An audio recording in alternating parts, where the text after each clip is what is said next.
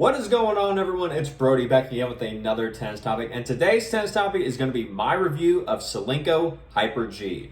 Now, Hyper-G, you see this thing everywhere. This bright neon green string, if you see that in almost anyone's racket, you know this is Solinco Hyper-G. So, if you have never tried Solinco Hyper-G, stick around. I'm going to be explaining what Solinco Hyper-G is, what it's designed to do, how it's going to play, or how it's going to feel, and why you may want to try Hyper-G in your racket if you're looking for a type of string that's going to be extremely helpful with spin and control. So, with that being said, let's get into it. So, first and foremost, Solinco Hyper-G, if you don't know, this is a polyester string. So, polyesters is a quick, just brief introduction to them. These strings are designed to give you a lot more help with spin and a lot more help with control. They're not necessarily very powerful, and they also don't tend to be that easy on the arm. So if you've had arm issues in the past before, or you want to help prevent those, you may want to look away from Solinco Hyper-G or just polyesters in general, just as a general warning. Now, if you like polyester though, and you want to try it, then Solinco Hyper-G, this has 4 sides to it. Now, what the 4 sides actually do is that the string is shaped almost like a square or a diamond. You can think of it however you want, but it has 4 sides. So when the ball hits the strings, those sides kind of dig into the ball, and as they begin to move in the racket and then snap back into place, this helps the string in order to put more spin onto the ball. Hyper-G has been probably one of the most dominant strings, whether you look at the recreational level, whether you look at the high school level, or even the college level. People know what this string is, and almost every single person I work with or am helping with strings, they are going to ask about Hyper-G because it is that prevalent everywhere. Everyone knows this thing, and if you don't, you may be getting into new to tennis, and if you are, welcome. Glad you're here. Now, second, like I says here, extreme spin. Hyper-G is a very spin-heavy string. While it does only have 4 sides, and some other polyesters are able to have 8, or some even have 6, so you have a variation of them. The 4-sided strings, out of all of them, I'd say Hyper-G, this one does tend to have a little bit more from all the ones that I have tested, and Hyper-G does very well to not have as many sides to it, to where that can sometimes be even harder on the arm. A string like that, for example, maybe RPM Blast. Some people that I've worked with have had a lot of experience to where RPM Blast is just a little bit too rough for them, it's a little bit too stiff, and it just hurts their arm.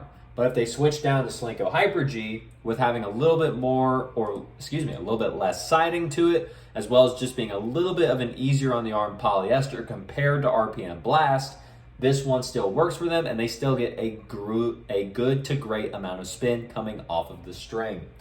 Now, when I was playing with the Solinco Hyper-G, I've had it in this racket for a little bit, and I've been play testing it a few different times.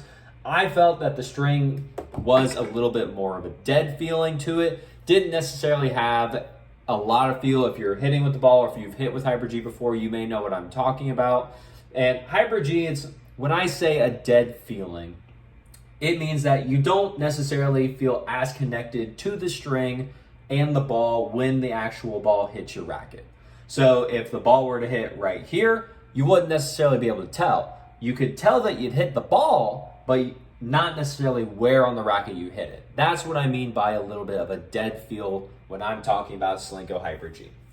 Now, if you've heard of Solinco before, or you've seen any of my previous videos, I have done a video about Solinco Torite. Now, Torite is another one of Solinco's polyester strings. It's kind of Hyper-G's rival. They're very close to each other. They're very similar, but they do have some distinct differences. And Hyper-G's big one is that besides having a lot more spin to it, I personally felt that Hyper-G had a little bit more control than Torite did. So with that being said, Torite, if you like Torite or if you've never tried it, that one's a little bit more powerful. It's a little bit stiffer, and so it is going to be a little bit harder on the arm, but you get a little bit more feel off of the string, so you can tell where you're hitting the ball on there, as well as you have a little bit less control because of how stiff and how much power the Torite has. That's where, in my opinion, HyperG takes over because you have more access to spin. You have a little bit more of a dead feeling. So some people will feel that HyperG can be a little bit easier on the arm, but that's more a little bit subjective depending on the tension you get, the gauge you get, and everything like that. As well as HyperG just has a little bit more control to it. Not necessarily just because you can spin the ball a little bit more, but just from when I was playing with it, I felt I could place my shots better with HyperG than Torite. So the other thing, like I just mentioned a little bit ago with HyperG, is that this has multiple gauges. Now, what I mean by multiple gauges is that the Solinco Hyper-G comes in multiple different thicknesses. Yes, strings actually come in different sizes. Who would have thought? And if you look into what the gauges do, the thicker the gauge or the higher the number, it's usually 15L or 1.30 or 1.25, some type of number of that in terms of millimeters. The bigger the number is for that 1 point whatever number, that means the thicker the string, so a little bit more durable. Usually some people will say a little bit more control. That topic's a bit more debatable, however. And then you also have a little bit just longer life out of the string because it lasts a little bit longer since you are hitting with more material.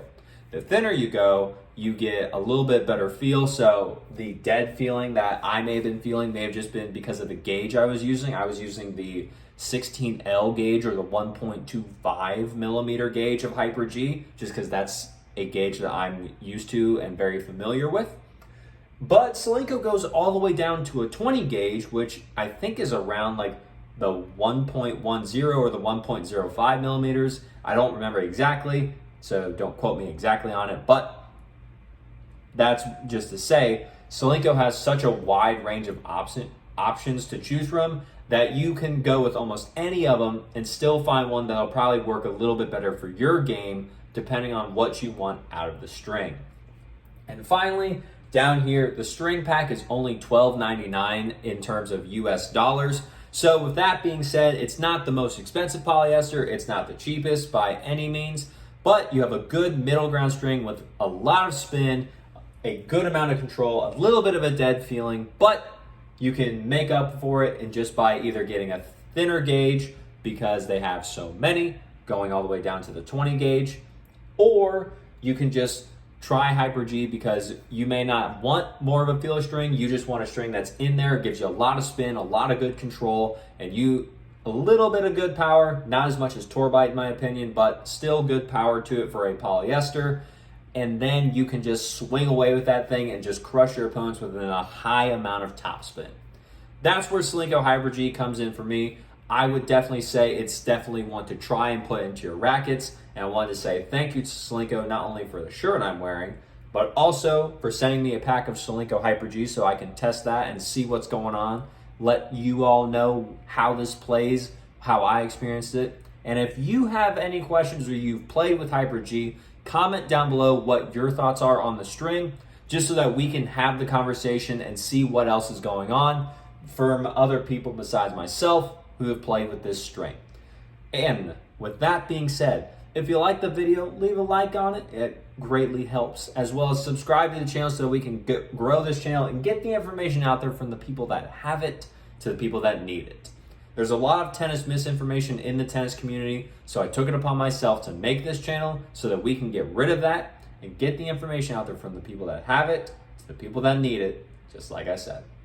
And, as always, take care.